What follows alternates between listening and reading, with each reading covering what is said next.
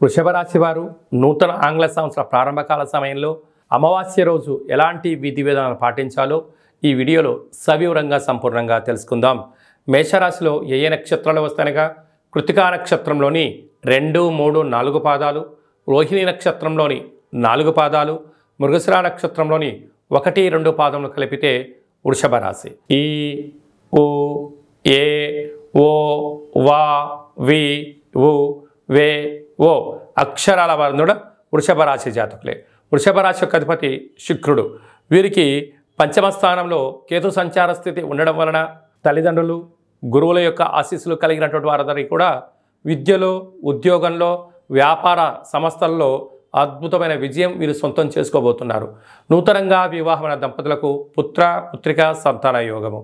గురువుల మాట, తల్లిదండ్రుల మాట, సన్మార్గమైన బాట ఎవరైతే పెంచుకుంటారో రాబోయే కాలమంతను కూడా కష్టాలకు స్వస్తి పలికి ఐశ్వర్యానికి, ఆనందానికి, సుస్థిర పరిపాలనకు స్వాగతం పలుకుతారని చెప్పి గమనించాలి.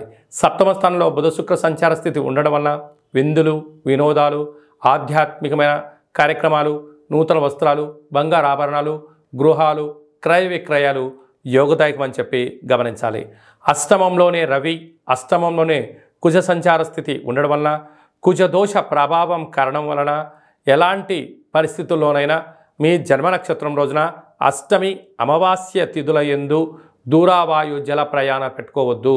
అనేక రకాలమైన వాహన ప్రమాదాలు, ఆరోగ్య ప్రమాదాలు పొంచి ఉన్నాయి. తస్మాత్ జాగ్రత్త. అలాగనే రాజ్యస్థానంలో శనిచర స్వామివారి యొక్క సంచార స్థితి ఉండడం వల్ల వృత్తులలో, ఉద్యోగాల్లో, వ్యాపారాల్లో స్వల్పమైన ఆటంకాలు ఉండినను ఓపికగా ఉండండి. ఉద్యోగం మార్చే ప్రయత్నం చేయవద్దు.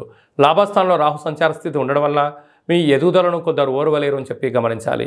వ్యయంలో గురు సంచార స్థితి ఉండడం వల్ల ఓపిక, పట్టుదల విజయానికి, స్వాగతానికి నాంది అని చెప్పి గమనించాలి. ఈ వృషభ రాశి జాతకులు ఈ అష్టమి తిథి ఎందున, అమావాస్య తిథి ఎందున ఎలాంటి పూజను ఆచరింపచేయాలంటే కులదేవతల యొక్క స్మరణ, గతించిన వారి యొక్క ఆశీస్సులు, అలాగనే వీలైనంత వరకు గుమ్మడికాయను దానం చేసే ప్రయత్నం చేయండి. సకలమైనటువంటి కష్టాలకు స్వస్తి పలికి ఐశ్వర్యానికి, ఆనందానికి స్వాగతం పలుకుతారు అని చెప్పి ఏమాత్రం ఆలోచించనక్కర్లేదు.